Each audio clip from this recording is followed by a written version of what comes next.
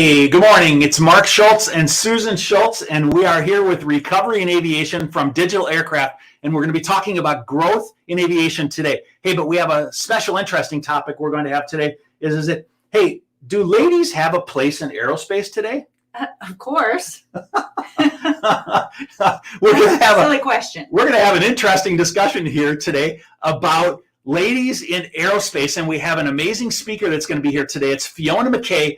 And she's going to talk about her journey and an upcoming event that's going to happen about ladies in aerospace. Join us.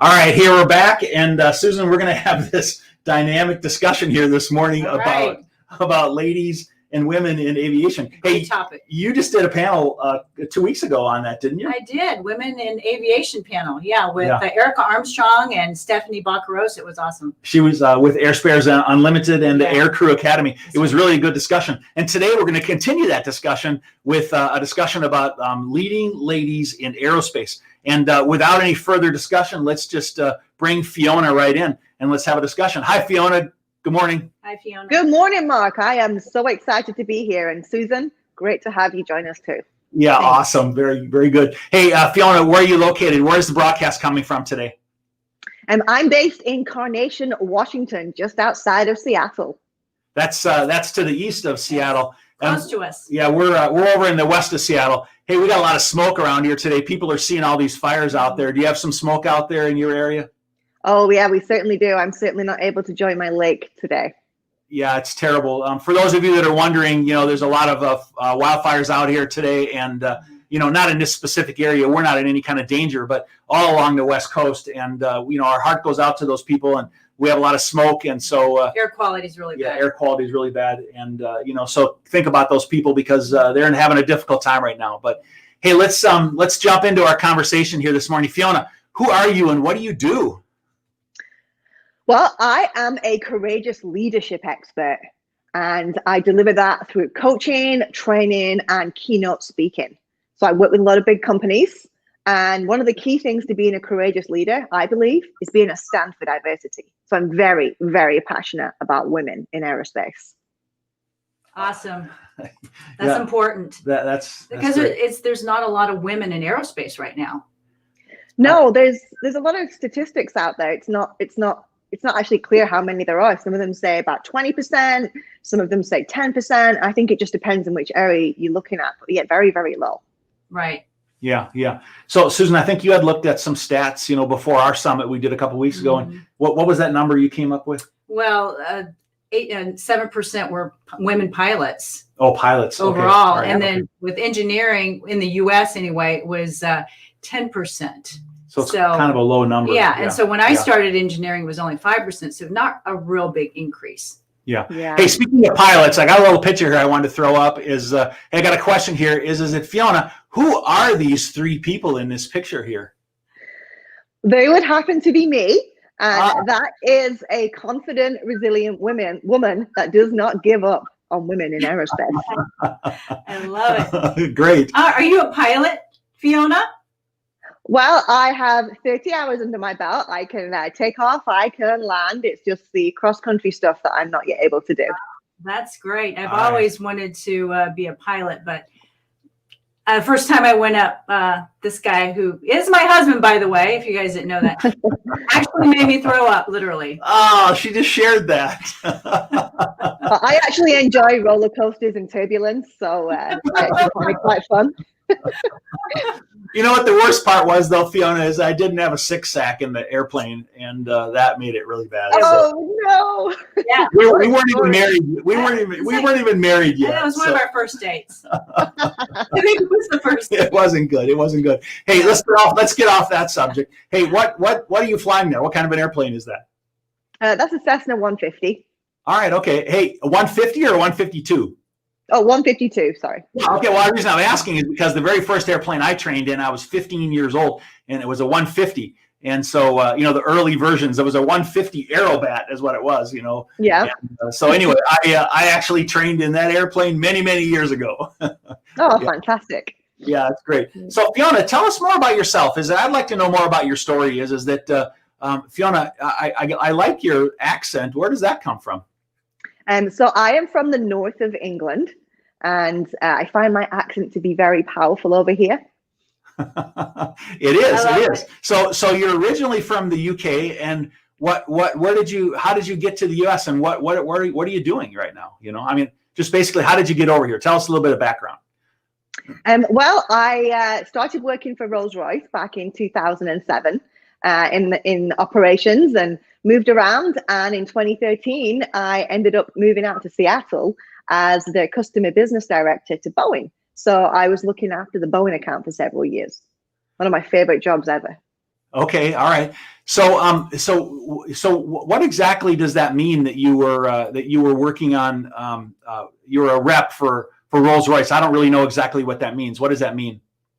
It meant that I was the person on the ground representing Rolls-Royce's sales, marketing, and services team with Boeing. So I would meet with the Boeing executives on their behalf and look at ways to increase, the knowledge of Rolls-Royce within Boeing. Because I'm not sure if you're aware of this, but you sell the airplane, and then the competition for the engine begins. And so if the more good relationships you have, the smoother that process is.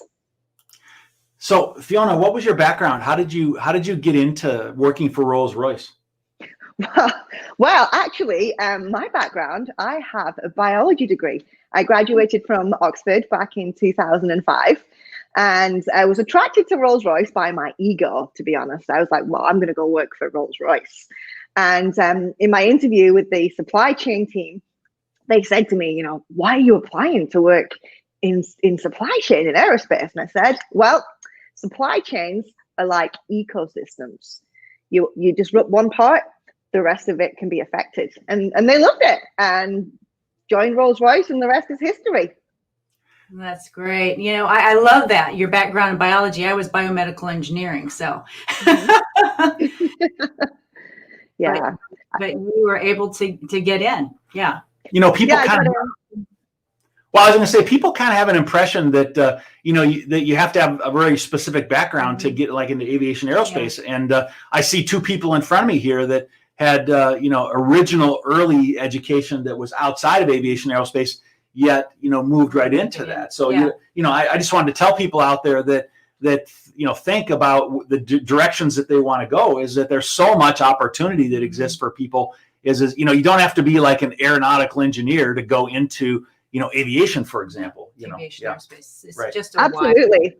Yeah. The CFO of Erin Air, she actually came from hospitality. She used to work for Red Lion Hotels. So anything is possible. Mm-hmm. Yeah. So then Fiona, you worked for Rolls-Royce, and you were a rep, and then what else did you do within the aviation aerospace industry?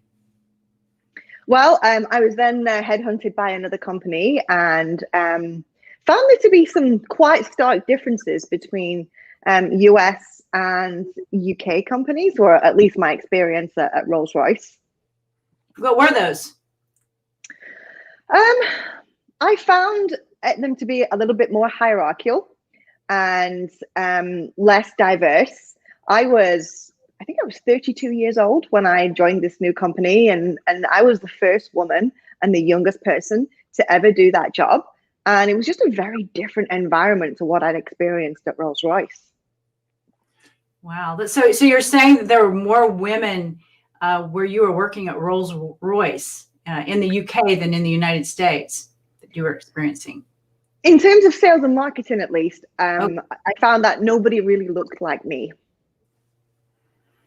I've heard that from a lot of women that we've talked to lately, like Erica Armstrong and Renee Bengelsdorf. Both of them talked about how the industry lacking. it's a male dominated still today. And I don't Not know. a lot of role models. I don't know if I like that word or not, but I guess, that's why we're trying to get, this conversation going is that, I still don't really always completely understand, when we say something is male dominated, what that really means. Does that mean that it's restricted, or does that mean that it just has evolved that way? Or, how do we untangle that?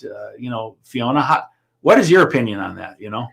Well, that's actually a very, very complicated question. I do some work with the Gender Intelligence Group, and their view is that men and women's brains are actually wired differently, and that is why we have different strengths and weaknesses.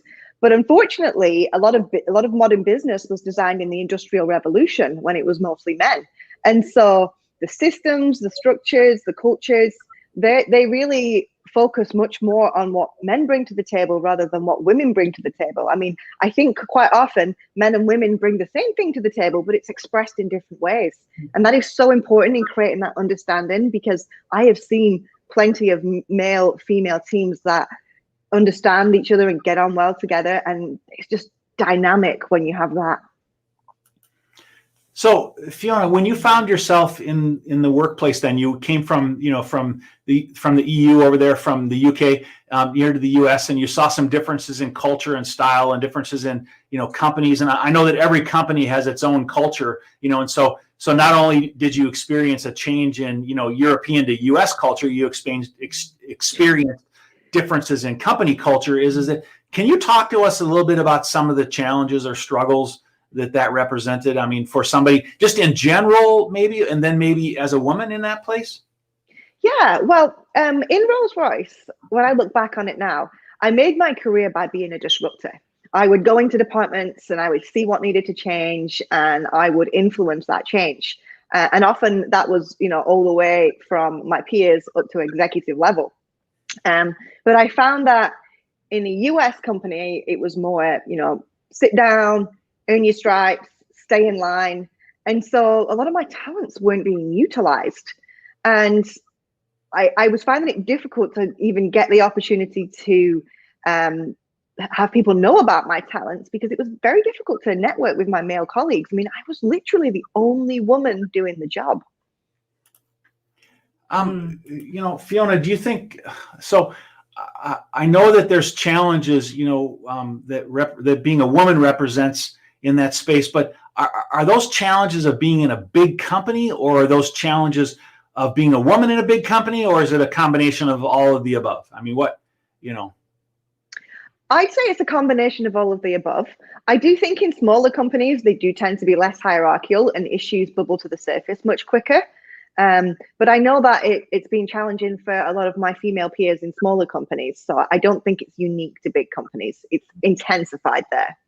Yeah. And don't get me wrong. I'm not trying to downplay the issue in any way. I'm just trying to untangle it, because I know people think about those things. Mm-hmm. All right. And I do, believe that we don't give, women many times the opportunity. Maybe the way I should put it is that we think about roles in different ways, and what people do. And I think that by opening our minds up, to what people can do and what their skills and their contributions are, that gives us a bigger picture view of what anybody can do, no matter their gender, in a situation. And I suppose being the first woman in your position in the company, they didn't know what to do with you. They didn't know how to communicate with you, because there were no others that, they had, other women that they had dealt with in those positions. So they probably had stereotypical, maybe, ideas of, what you were doing. So I don't know. Did you feel like it was hard to communicate with them and for you to be heard?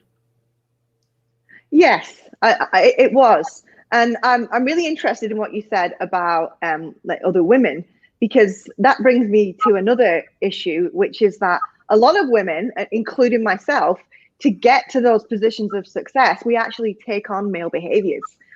Early in my career, I literally used to watch the execs, see what they did inside and outside of work, and mirror them, because I knew I would get promoted that way. And so quite often what happens is, even if there are other women, they've often taken on predominantly male behaviors to get where they are. Yeah, that's true. When I was facilitating the discussion in Women in Aviation in the Recovery of Aviation Virtual Summit, so Erica and Stephanie talked about some of those things that they felt like they were taking on, or at least I don't know if they said they. I think they said that to me behind the scenes anyway. Yeah. They started, taking on some of those male qualities. A lot of women feel that way, and then they end up feeling, inauthentic, and like they can't show up as themselves. And although women don't say this when they leave companies because they don't want to be labeled a troublemaker, that's often the reason why women leave, because they don't feel that sense of belonging. That's why you have so many women starting their own companies and getting out there and doing something different. Mm-hmm. Which is a positive thing. Absolutely. Can't have too many female business owners. Yes, you can make a lot of change doing that. Totally. Yeah. So Fiona, you found yourself in various different, roles and situations where there was some struggles. And I mean, could you characterize maybe what some of the biggest struggles were for me, during that time as you were kind of moving down that journey? What were some of the biggest challenges, do you think, that presented you from a women's perspective, not from a corporate perspective, but from a woman's perspective? I think some of it was a glass ceiling that I put on myself. I would walk into a room and be like, I'm the only woman among 16 men. And that would immediately irk me. So that was a glass ceiling that I created for myself. But in addition to that, one of the challenges was really actually getting FaceTime with some of the senior people in the company that I wanted to know about my skills. It was very much a case of like, nope, sit down, be quiet. And I sometimes think that if I'd been a man, I could have been like, go and play golf, see them in the bathroom, talk to them about sport, just some of those things that men do. I think there's a lot of social interactions that really feed management level positions in business. And so if you're a woman, you're not getting like exposure to those men that are making those decisions. Mm-hmm. Fiona, I know some people think this sometimes, so I also want to bring this out, is that, a lot of times people think that women will create the perception, of a glass ceiling and the opportunity is really there, but they don't take it or they hold themselves back. I mean, do you have an opinion on that? I mean, is that a self-confidence thing, or is there really a glass ceiling, or, what because I know people think that, all right, what is your position on that? Yeah, I would definitely agree with you that in general, women are less confident than men. And women are brought up to like socially to think about we rather than I. So they're less likely to come forward and talk about their achievements. And, so it'll be we did this rather than I did this. And actually having that boldness to go and have those conversations. And that's where I found myself to be a little bit different. I was very much a daddy's girl. And for some reason, I've always had this confidence and this belief, don't ask, don't get. And so I was always out there going after what I wanted. And I saw so many amazing women holding back and saying, I'm just this, I'm just that. And I'm like, no, you have amazing talents. We need you. And I just want more women realizing just how special they are. Mm-hmm. So Fiona, you're kind of talking a little bit about there might have been a place and time where you came to this realization that, that you needed to act out or to do something. I mean, is there a place there in this journey, this struggle, where you said, I need to do something about this, or I need to change, or what Mm-hmm. was there a moment that occurred? Yeah, absolutely. So I got to a point working for this company where I didn't like myself anymore. Didn't like myself. And I was reading this book called The 4 Agreements. And one of them is called, do your best. And it really hit me in the heart. And I thought, I'm not doing my best personally because I'm not living true to my values. I'm not speaking up when I see wrongdoing. I'm not out there, highlighting the issues about the lack of women in the company. I'm keeping my ideas quiet. I'm trying to fit in. And then also professionally, I mean, they weren't even letting me, exercise even 20% of my capabilities. So I'm like, I'm not showing up my best self professionally or personally. I'm out of here. Okay. You were out of there, so you left. I did. And then what? What happened after that?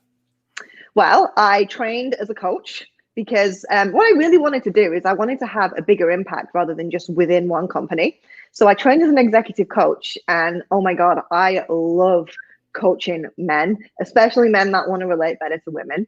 It is fantastic, and it's a real gift to see how they transform and relate to the women in the team differently. But I wasn't 100% brave leaving aerospace. So what I did is I took a part-time position with a nonprofit, and it was an aerospace nonprofit that put on events. And so I made it my mission to double the size of the Women in Aerospace conference and get more diversity on the main stage at the big conferences. So we went from very few women and people of color to a much higher percentage whilst I was there. Oh, that's fantastic. That's great. Yeah, that's really good. Yeah. And that's great that you jumped in and did that. So Fiona, is that you have now taken on sort of a mission, I guess, to try to bring this subject to light and to be able to make this part of your business and moving forward. Is that, what are some of the activities that you do? You said you're an executive coach and you're promoting, women in various industries, including, aerospace. Tell us more about what you're currently doing in order to be able to promote that, right now. Well, I'm a senior associate with the Gender Intelligence Group. So that's one way I'm able to impact that. I have a podcast. I'm doing the executive coaching. I'm launching peer support groups. And it's actually quite a sad story how I got here. It's one where I really took a breakdown and took it to a breakthrough. Okay, well, so you took a breakdown and went to a breakthrough. So you took a challenging struggle and turned it into, a new opportunity and carried that forward. Okay, all right. Well, that's fantastic. And so I also know that you have some things coming up that you're doing in the near future here. And one of the things that we wanted to talk a little bit about was the event that you have coming up. And so what is this event all about? What is it actually called? I'd love to hear more about that. Yeah. Well, the event is called the Leading Ladies of Aerospace Virtual Summit. And it's to bring together women from around the world so that we can connect and support one another. It's called Collaborating Our Way Out of the Crisis. And we're actually doing it to raise money for A-Wing to help women that have lost their jobs get through this time and get back into employment. Because here's the thing, I was one of those women. I know what it's like to lose a job. I know what it can do to people. And the thing that pulled me through was that connection with other women and a support system. And I want to make that support system go global. Fiona, what is A-Wing? I don't know that I've actually heard of that organization before. What is that? It's a new organization. It's called Aviation Women, Inspiring the Next Generation. And it was actually launched by a bunch of women that met at the MRO Americas summits. And what they realized was there's a lot of work out there advocating for women, but it tends to focus on pilots and engineers. So what about the women in project management? What about the women in sales and marketing? What about women in all the support functions, finance, different areas? And so we're really focusing on those roles. So Fiona, the event is called the Leading Ladies of ... What does that mean? So the brand is Leading Ladies of, because I actually would love to take this to other industries. And so this is Leading Ladies of Aerospace. And it's a virtual summit, and our focus is collaborating our way out of the crisis. So we're going to be talking about a whole range of topics that look at how we can be more bold, how we can be more brave, and how we can create a big change. Because in my opinion, progress for women in aerospace has not been good enough. And collectively, we can change that. There is strength in numbers. Hey, I've seen you coin a term that was the 3 C's. What is that? What is that all about? Oh, courage, collaboration, and compassion.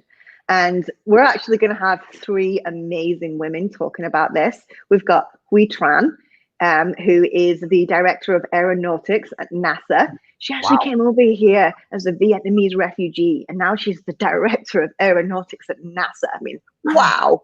And alongside her, we have Mardi Luhi, and she is the owner of Genesis Aviation.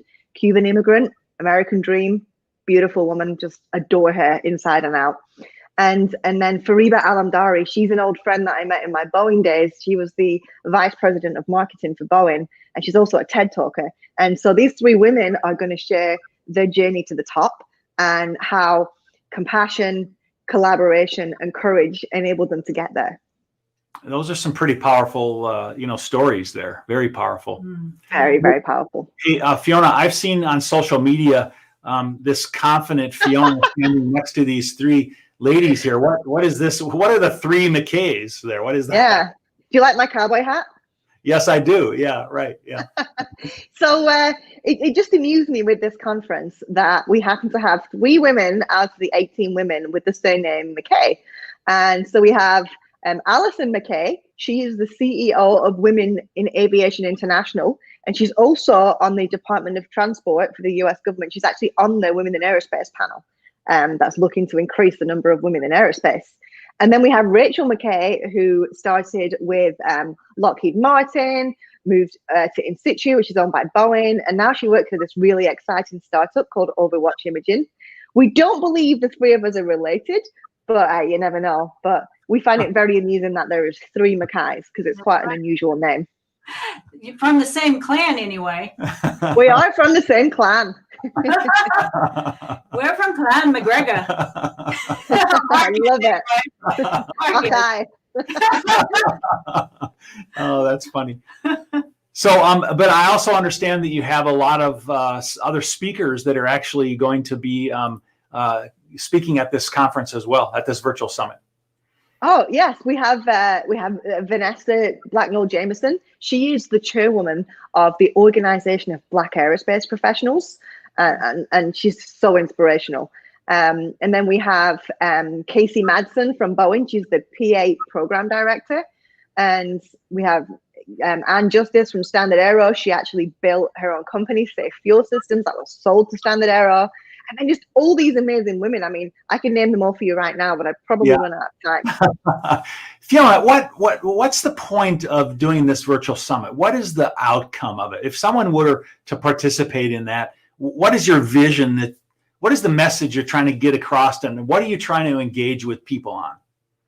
So I want people to engage on connecting with women from other companies and use that to build your courage and to be bold to go make a difference. I actually started an executive women's group back in February, and we've met monthly. And one of the things that people have said is, I really appreciate being in the room with women that aren't from my company. I feel like I can really speak about what I'm going through and get some different perspectives. And so that's what I want. I want women from different companies to connect. And I also want women to realize that, and men, that, you know, if you're in manufacturing, you're not necessarily stuck in manufacturing. If you're in commercial aerospace, you're not necessarily stuck there. There are tons of opportunities right now in defense, in UAV, lots of different areas. And so, you know, don't feel too down if you're struggling to find work. Maybe look outside of the box. Yeah, I have to agree with that. You know, Fiona, as a man, you know, in the aerospace industry, my entire career, you know, I have tried very hard to leverage the knowledge and the skills and abilities of ladies around me, and you know, I really believe that collaboratively together, that we make a better team. You know, Susan went from, you know, biomedical engineering into operations analysis at a manufacturer. And then where did you go from there? You know, right. Performance engineering at Northwest Airlines. Yeah. So, you know, but we get stuck in our box, you know, and our mindset, and we think that, you know, our past and what we've done is who we are. And we kind of get wrapped up, our identity gets wrapped up in our job and stuff. But like you said, we're not stuck there. We can grow and we can move on to different areas, different industries, different types of industries that aren't really, you know, where we were in the past, and keep moving. Do you want to hear something? Now I'm in health and wellness. Yeah, so. Right. Yeah, now you're in health and wellness. Hey, I wanted to share something real quick. A few years ago, I read a book by the Sheikh of the UAE. Okay, it was called Flashes of Thought, I think is what it was called. Anyway, but he stood at an international health conference, and he told all the men in the room, and he said, "Men," he said, "you need to get moving because women are taking over the country." And he didn't mean that from a negative perspective. He meant that from a positive perspective. What he meant is that forward-thinking, dynamic, intelligent women were taking action in their country, and they were making things happen and making things successful. And he was actually saying that, men, you're getting a little bit lazy, all right? And he says, you've been living on the laurels of your success, and you need to move forward and create more success. And I just thought that was really super interesting in such a male-dominated world, that the leader of that country would say, men, the women are taking over the country. Now, he wasn't being negative in any way. He was actually being very positive and trying to encourage people to move forward and to see that as a positive step forward. And it wasn't in any way negative, but I was just really surprised I think by he was that. trying to encourage men to work harder. I think he was. I think he was, you know. Because the women were beating them. Well, I think it was a combination of that, really. I think it was. Yeah. In my experience, women are really good at getting stuff done. And I think there is some truth in what he said. But Mark, I also love that you bring that point, because this conference is also going to highlight that, we can't do it alone. We need our male allies. That collaboration isn't just with other women, it's with men too. I've had the most amazing male mentors in my career who've gone out there and stood up for me, and I'll never forget who they are. And I really want to welcome men in to making a difference, because if women's advancement, increases, then men benefit from that too. Everybody benefits. Yeah, no, I agree. And when we first met, Fiona, your message connected with me, because there's been many events, over the course of my career where I've felt like women have been a very positive influence, in my career and in my business, and around me, Susan being one of them. And, and so I feel like that's an important collaboration. I could not tell you more how important I think that is. I just have to share with you one story is that, when I got I'm a commercial instrument multi-engine, pilot. And wow. And I got that at a young age, but my commercial instrument multi-engine instructor was a woman, and she was very hard on me. She made me fly by the numbers, and she jumped on me and just made me be a very excellent pilot. All right, and that has stuck with me my entire life, with just that mentality of working hard and doing things, by the numbers and being successful. And I'm just saying is that she made an influence, on me as a younger person learning to fly, actually. So I just think that all through our lives, we have different people that have impacted us, and, and women and men collaborate together to create that. I agree with you. Yeah, completely. I think they complement each other. Yeah, absolutely. Because there's coming and thinking from different perspectives. Sometimes that's hard. You need to bring it together. Sometimes it's hard. Sometimes that makes it hard. But at other times, it helps each other. It does. Right? That's right. Absolutely. Iron. Yeah, exactly. But it's understanding our differences to make it work. Understanding that we're going to show up differently with, in many cases, different strengths and weaknesses. It's just as much our responsibility as women to understand, why men are different to us, as it is for men to understand why women are different. And I really think that's the key to all of this. Yeah, absolutely. So Fiona, if people want to learn more about the summit and what's coming up, how do they learn about that? How do they participate, or how do they learn about it, or how does somebody engage in this? So if you head over to leadingladiesOf.com, the of is very important. That will take you to the website where you can see the agenda, the speakers, you can get signed up. It's very, very affordable. We have tickets from $10 to $30. And if you're somebody who's struggling right now, I do have a very generous donation from Genesis Aviation, one of my gold sponsors. They're actually donating a bunch of their tickets to women that have been hit hard financially right now. Oh, and men. They're not exclusive. Okay, all right. And Fiona, is it really, give me a pointed statement. Is it, why should somebody attend this virtual summit? Because right now, these are challenging times and people are feeling low. This is the place to come for inspiration, to make you want to go back into the office feeling bold, feeling brave, and wanting to make a big change. And we're going to give you some of the tools and the contacts that are going to help you do that. That's fantastic. That's Hey, great. that's great. Yeah. Fiona, we just did a virtual summit a couple of weeks ago, and it made such a big impact. And I just really want to call to people out there. I want to call to action to people out there saying that this can make a difference. If you attend this virtual summit, this event. Fiona, what date is it on? It is on the September 17th, and it starts at 8 a.m. Pacific, 11 a.m. Eastern time, and So 4 p.m. in England. Okay. And we actually have people joining from around the world, all the way to Germany. Fantastic. That's It sounds like it's going to be a really great event. And so And that's, a positive one. yes, absolutely. So it's Thursday? It's Thursday, Yes. right? Thursday 17th, final countdown. So it's Thursday, September 17th is this event. And so it's just right around the corner. And so listen, I encourage you all who are watching is that, wow, what an affordable event to be involved in. I mean, look at the powerful, knowledge that you can gain from that, and the strategies and the tactics which people can, come up with, and not to mention the enthusiasm and the support. And so listen, everybody out there, if you're watching, I really would encourage you to participate in this event. I think it'll be great. I think you'll gain a lot from it. And as we're talking about the subject of recovery in aviation, we're looking at growth and recovery, and how do we all come together to be able to create recovery in aviation.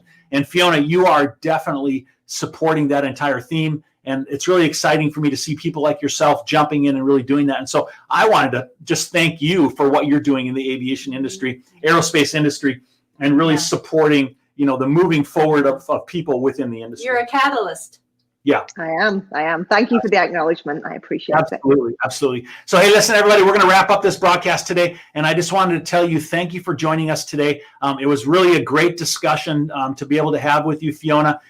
Great to learn about the struggles and, what has driven you to go do this. And that one of the results is that you are not shrinking back. You are leaning into this, and you are doing things like this virtual event and coaching and training and encouraging people. And I just want to thank you for your contributions to the industry. It's really great, really, to see what you're doing. Thanks, Fiona. Thank you, Mike. Thank you. Hey, everybody, I want to wish you fair winds and following seas. And I want to thank you for joining our broadcast today. And we will see you on another upcoming broadcast. Bye now.